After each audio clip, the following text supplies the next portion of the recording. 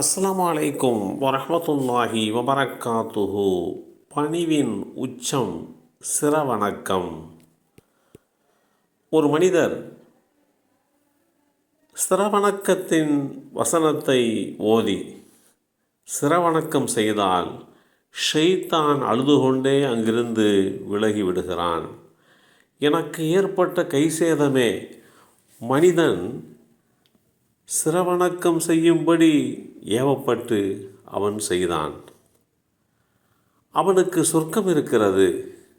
நானும் சிரவணக்கம் செய்யுமாறு ஏவப்பட்டேன், ஆனால் மறுத்தேன். எனக்கு நரகம் இருக்கிறது என்று அவன் கூறுகிறான்.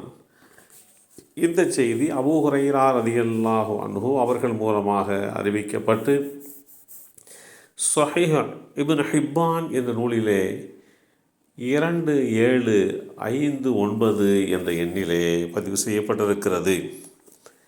சிரவணக்கம் என்பது இஸ்லாமிய மார்க்கத்தின் பார்வையில் மிகுந்த சிறப்புக்குரியது. இன்சான் உடம்பையும் கூனி குறுகி 7 உறுப்புக்கள் தரையிலே படுமாறு தங்களை படைத்த இரட்சகனாகிய அல்லாஹ்வுக்கு மட்டுமே மனிதர்கள் செய்யக்கூடிய வணக்கம்தான் இந்த சிரவணக்கம்.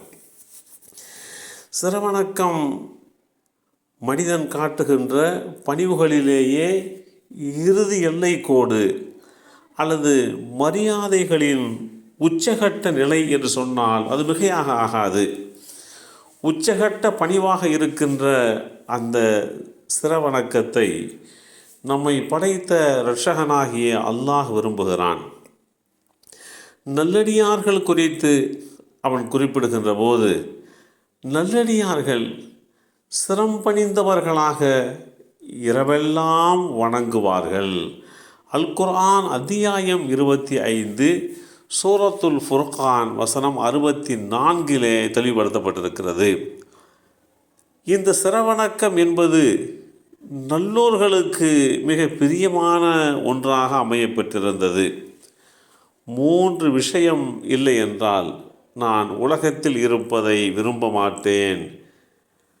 கடுமையான உஷ்ணமான நேரத்தில் நோன்பு வைப்பது, இரவில் சிரவணக்கம் செய்வது, நல்லோர்களோடு அமர்வது ஆகிய இந்த 3 விஷயங்கள் தான் என்று அபூ தர்தா ரலியல்லாஹு அன்ஹு அவர்கள் மூலமாக சொல்லப்பட்ட அந்த செய்திகளையெல்லாம் பார்க்கின்ற போது இந்த சிரவணக்கம் என்பது எந்த அளவிற்கு ஒரு மேம்பட்ட வணக்கம் என்பதை நம்மால் புரிந்து கொள்ள முடிகின்றது.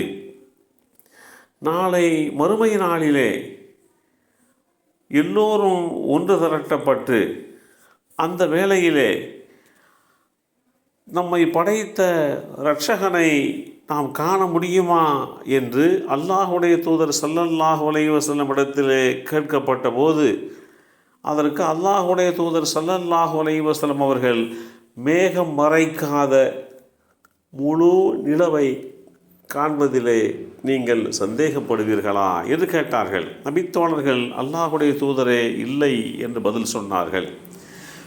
அல்லாஹுடைய தூதர் ஸல்லல்லாஹு அலைஹி வஸல்லம் அவர்கள் இந்த கேள்வியையே திரும்ப திரும்ப கேட்டார்கள்.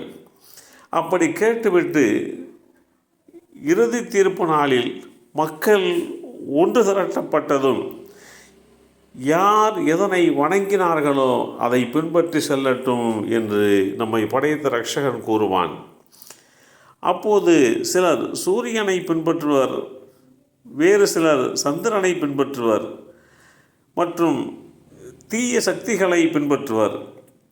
இந்த சமூகம் நயவஞ்சகர்கள் உட்பட அதே இடத்தில் நிற்பர். அந்த வேளையில்தான் நம்மை படைத்த இரட்சகனாகிய அல்லாஹ் அவர்களை நோக்கி நானே உங்களுடைய இரட்சகன் என்று சொல்வான். அதற்கு அவர்கள் எங்கள் இரட்சகன் எங்களிடம் வரும் வரை நாங்கள் இங்கேயே இருப்போம் என்று சொல்வார்கள். அப்போது எங்கள் இறைவன் எங்களிடம் வந்தால் அவனை நாங்கள் அறிந்து கொள்வோம் என்றும் சொல்வார்கள். பின்னர் அல்லாஹ் அவர்களிடம் வந்து நானே உங்களுடைய இரட்சகன் என்று சொல்வான். அதற்கு அவர்கள் நீயே எங்களுடைய இரட்சகன் என்று ஏற்றுக்கொள்வார்கள். இப்படிப்பட்ட ஒரு சூழ்நிலையிலே ஒருவர் இந்த உலகத்திலே சிரவணக்கம் செய்ததன் மூலமாக ஏற்பட்ட வடுக்கள், அந்த அடையாளங்கள், அது இருக்கக்கூடிய இடங்கள் மாத்திரம் நரகத்தினுடைய நெருப்பு தீண்டாத அளவுக்கு பாதுகாக்கப்படுவார்கள் என்கின்ற செய்தி உட்பட அல்லாஹுடைய தூதர் ஸல்லல்லாஹு அலைஹி வஸல்லம் அவர்கள் இந்த செய்திகளையெல்லாம் தெளிவுபடுத்தி காட்டுகின்ற விஷயங்கள் எல்லாம் சஹீஹுல் புகாரி என்ற நூலிலே 806 என்ற இடத்திலே எண்ணிலே பதிவு செய்யப்பட்டிருக்கிறது. ஆக சிரவணக்கத்தின் மூலமாக இவ்வுலகத்திலேயும் நாம் நற்பேறு பெறுகிறோம், நாளை மறுமையிலேயும் நரகத்திலே இருந்து பாதுகாப்பதற்கு இந்த சிரவணக்கத்தினுடைய அடையாளங்கள் நமக்கு துணைந்திருக்கிறது என்கின்ற செய்தியையும் அறிந்து கொள்கின்றோம். எல்லாம் வல்ல அல்லாஹு தஆலா அவனுக்கு சிரவணக்கம் செய்கின்ற நல்லோர்களாக மேன்மக்களாக நம்மையும் சந்ததிகளையும் ஆக்கி வைப்பானாக. அஸ்ஸலாமு அலைக்கும் வரஹ்மத்துல்லாஹி வபரகாத்துஹு.